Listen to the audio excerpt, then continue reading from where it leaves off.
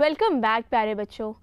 फ़िरौन के ज़मीर के अंदर भी ये क्वेश्चन आया। हम कोई गलत काम करते हैं, हमारे दिमाग में आता है कि हमने कुछ गलत किया। अम्मी अबू से बदतमीज़ी करते हैं, दिमाग में आता है कि ऐसे बात नहीं करनी चाहिए थी, ज़ोर से बात कर दी, आवाज़ ऊंची हो गई थी, अम्मी परेशान हो गई, अबू परेशान हो गए, टीचर की बात सुन लेनी चाहिए थी, अगर मैं ये होमवर्क कर लेती तो काम मुझे ऐसे डांटनी पड़ती। तो फ़िरौन भी इंसान था। 1 मिनट के लिए उसका ज़मीर भी जागा और उसने बिठा के अपने लोगों को बुलाया, एक मीटिंग की और इनसे सवाल किया कि क्या मैं झूठ बोल रहा हूँ कि मैं खुदा हूँ। तो पता है उसका जो वज़ीर था उसका नाम था हामान। हामान ने कहा नहीं, आप थोड़ी झूठ बोल रहे हैं, वो तो मूसा झूठ बोल रहे हैं। अच्छा, हमने देखा है कि अक्सर ऐसा होता है कि अगर कोई इंसान, कोई बॉस होता है तो उसके इर्द गिर्द चमचे भी होते हैं। ऐसा होता है ना कि एक ये कल्चर है कि लोग जो हैं अपने बॉसेस से झूठ बोलते हैं। वो कहते हैं नहीं, आप जो कह रहे हैं वो बिल्कुल ठीक कह रहे हैं, चाहे इसकी वजह से उनके बॉस को नुकसान नहीं उठाना पड़ जाए, लॉन्ग टर्म में उनकी कंपनी के लिए ये बात नुकसानदेह हो जाए, लेकिन फिर भी कहते हैं नहीं नहीं, आप जो कह रहे हैं ना, आप बिल्कुल सही कह रहे हैं। टीचर्स के साथ भी कुछ बच्चे ऐसे करते हैं। टीचर्स जो कहते हैं हाँ सही कह रही हैं, चाहे बाकी बच्चों को वो लेसन याद नहीं हो, लेकिन 1 से 2 बच्चों को याद होगा तो वो कहेंगे नहीं आप सही कह रही हैं, टेस्ट आप कल ही ले लें। ऐसा होता है क्लास में, ऐसे बच्चे होते हैं ना क्लास में। तो बस वो भी ऐसे ही थे। तो इसके बाद ये हुआ कि फ़िरौन ने बनी इसराइल पर अपना जुल्म बढ़ा दिया। वो उन पर जुल्म करते, वो उन्हें मारते, पीटते, कत्ल करते, इस हद तक आगे बढ़ गए। हज़रत मूसा वापस आके फ़िरौन को वार्निंग देके गए कि अगर तुमने सब कुछ बंद नहीं किया तो तुम पर अल्लाह का अजाब आएगा, लेकिन इसे नहीं सुना। अल्लाह का अजाब आया, कहत आया उनके ऊपर, उनके साथ जानवर मर गए, उनका पानी सूख गया।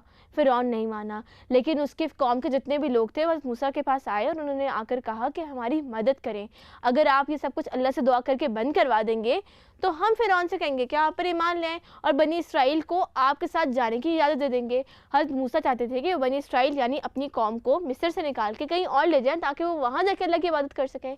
तो उसने कहा ठीक है। हज़रत मूसा ने कहा ठीक है। तो उन्होंने दुआ मांगी, उनका अजाब रुक गया। लेकिन जैसे ही अजाब रुका, पता है क्या किया उन्होंने? वादा तोड़ दिया। वो पलट गए अपनी बात से, उन्होंने ऐसा नहीं किया। इसके बाद दूसरी दफ़ा उन पर फिर अजाब आया। पता है किस चीज़ का? टिड्डियों का अजाब आया। फिर वो अपनी बात से पलट गए। फिर उनके ऊपर मेंढकों का अजाब आया, वो फिर भी सीधे नहीं हुए। उनके ऊपर जुओं का अजाब आया, उनके घरों में, उनकी हर जगह बिस्तरों पे जुएं बढ़ गई, उनको इतनी तकलीफ़, इतनी अजियत पहुंची, लेकिन वो फिर भी नहीं सुधरे। वो हर दफ़ा आते थे, आके वादा करते थे हम सही हो जाएंगे, और जैसे ही उनका अजाब ख़त्म होता था वो क्या करते थे? पलट जाते थे। वादे का क्या करते थे? तोड़ देते। जी हाँ, वो वादा तोड़ देते थे। तो इसके बाद ये हुआ कि एक और अजाब आया, और वो अजाब किस चीज़ का था? जितने भी मिस्री थे, जैसे ही वो पानी को टच करते थे तो पता है क्या होता था? वो खून बन जाता था। वो पानी पीने लगते थे, वो खून बन जाता था। वो पानी से नहाने लगते थे, वो खून बन जाता था। वो इतने परेशान हो गए, वो फिर से आए हज़रत मूसा के पास दुआ करवाने, और हज़रत मूसा ने उनकी बात फिर सुन ली और उन्होंने फिर क्या किया? अपना वादा तोड़ दिया, क्योंकि वो बहुत ही वादा खिलाफ किस्म की कौम थी। फिर पता क्या हुआ? अल्लाह ने हज़रत मूसा को इजाज़त दे दी कि वो अपनी कौम बनी इसराइल को लेके वहाँ से निकल सकते हैं। जब हज़रत मूसा ने वहाँ से निकलने का फ़ैसला किया तो पता है क्या हुआ? फ़िरौन को पता चल गया कि ये तो यहाँ से जा रहे हैं। उसने क्या किया? अपनी फ़ौज को जमा किया, अपनी टीम को जमा किया और उनका पीछा करने लग गया। पीछे जाते जाते जाते जाते जब एक दरिया आया, कहा जाता है कि रेड सी, जब उसके सामने वो पहुँचे, समंदर के सामने पहुँचे, तो अब सामने हज़रत मूसा के सामने समंदर है, पीछे फ़िरौन और उसकी आर्मी है। अब उन्हें समझ में नहीं आया कि मैं क्या करूं। तो प्यारे बच्चों, पता है क्या हुआ? अल्लाह सुब्हानहू व तआला ने हज़रत मूसा को हुक्म दिया कि अपनी स्टिक को समंदर पे मारो। उन्होंने अपनी स्टिक को समंदर पे मारा तो पता है क्या हुआ? उसमें रास्ता बन गया, एक चलने का पाथवे बन गया, और वो और बनी इसराइल वॉक करते हुए दूसरी तरफ निकल गए। पीछे से फ़िरौन और उसकी आर्मी भी आई, तो उनको लगा कि हम भी जा सकते हैं। तो उन्होंने जब कदम रखा और वो दरमियान में पहुँचे तो पता है क्या हुआ? समंदर इकट्ठे हो गया, वो रास्ता ख़त्म हो गया और वो लोग डूब गए। डूबने से पहले आपको पता है फ़िरौन ने क्या कहा? कि मैं अल्लाह पर ईमान लाया और अल्लाह है। लेकिन पता है क्या, इस वक्त क्या उसकी तौबा कबूल होगी? ये तो बस वो मौत से बचने के लिए बोल रहा है ना, तो उसकी तौबा कबूल नहीं हुई। तो जब मिस्रियों ने ये देखा कि वो ही मर चुका है, तो उन्हें ये भी समझ आ गया कि वो खुदा नहीं था। खुदा होता तो वो मर सकता था। तो फिर उनके हौसले भी टूट गए और वो वहाँ से वॉक करके चले गए। और इस तरीके से हज़रत मूसा अपनी कौम को वहाँ से निकाल के ले जाने में कामयाब हो गए। तो कैसी लगी आपको ये स्टोरी? बहुत अच्छी। कुछ समझ आया स्टोरी के अंदर? क्या समझ आया? कोई मुझे अपना लेसन बताना चाहेगा जल्दी से 1 मिनट के अंदर?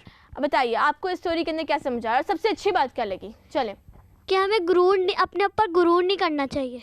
फिरौन ने गुरूर किया था ना अपने ऊपर, जी, तो फिर क्या हुआ? उसको सज़ा मिली। सज़ा मिली, बिल्कुल, शाबाश। और हमें वादे नहीं तोड़ने चाहिए। बिल्कुल सही, शाबाश। वो अपने वादे तोड़ रहे थे तो उसकी सज़ा उनको मिलनी थी। वादा खिलाफी की अच्छी बात है। हम भी ऐसे वादे करके तोड़ते हैं लोगों से? नहीं, हम नहीं तोड़ते। हम कहते हैं कि मैं 5 बजे पहुंच जाऊंगा, मैं 5 बजे आ जाऊंगी, और हम कितने बजे पहुंचते हैं?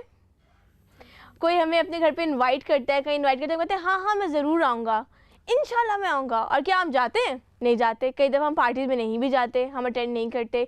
हमें हमारी कोई फ्रेंड इनवाइट करती है तो हम नहीं जाते। ऐसा करते हैं? क्या ये वादा खिलाफ़ी नहीं है? ये भी तो वादा खिलाफ़ी है। अच्छा, मैं अब आप लोगों से कुछ क्वेश्चंस करती हूँ और मैं चाहती हूँ कि मुझे बिल्कुल ऊंची आवाज़ के अंदर आवाज़ आनी चाहिए। फिरौन का ताल्लुक़ कहाँ से था? किस मुल्क से था? वो कौन थे? वो बनी इसराइल से थे या मिस्री थे? मिस्री। हज़रत मूसा का ताल्लुक़ कहाँ से था? इस्राइल। शाबाश। फिरौन की वाइफ का नाम क्या था जिन्होंने हज़रत मूसा को बचाया था? हज़रत आसिया। शाबाश। उनके ऊपर कितनी तरह के अज़ाब उतरे थे? बहुत सारे। कोई 3 अज़ाब बताएं मुझे। एक मेंढक होगा और एक पानी की जगह खून आने लगा शाबाश। और वो जुएं होने लगी। जुए होने लगी। वेरी गुड, शाबाश। अच्छा, अब मुझे ये कौन बताएगा कि जो मैजिशियंस थे वो कितने थे तादाद में? ये किसको याद है? ओके, माशाल्लाह, सबको याद है। तो बेटा आप बताइए कि फिरौन कितने जादूगरों को लेकर आया था मुकाबले के लिए? फ़िरौन के जादूगर 70 थे। शाबाश, वेरी गुड, बिल्कुल सही जवाब।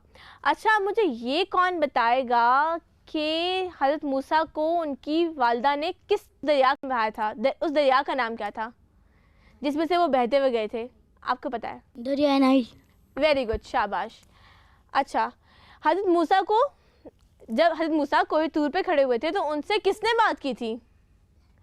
सबको याद है? सबको आता है? इकट्ठे बताइए। अल्लाह ने। शाबाश। प्यारे बच्चों, मैं उम्मीद करती हूँ कि आपने इस स्टोरी को बहुत अच्छे तरीके से एंजॉय किया और इसमें जितने भी लेसन आपको मिले हैं आप जाके अपनी ज़िंदगी में इसको इम्प्लीमेंट करेंगे। और हमें इस स्टोरी से ये भी सीखने के लिए मिलता है कि अगर कोई कितना ही बड़ा क्यों ना हो, हमें उसके सामने हक बात करने से डरना नहीं चाहिए, क्योंकि अगर हमारी बात सही है तो अल्लाह ताला हमारा साथ देंगे। प्यारे बच्चों, हम दोबारा एक नई स्टोरी लेके आपके सामने हाजिर होंगे। तब तक के लिए आपकी होस्ट आपसे इजाज़त चाहेगी। अल्लाह हाफिज़।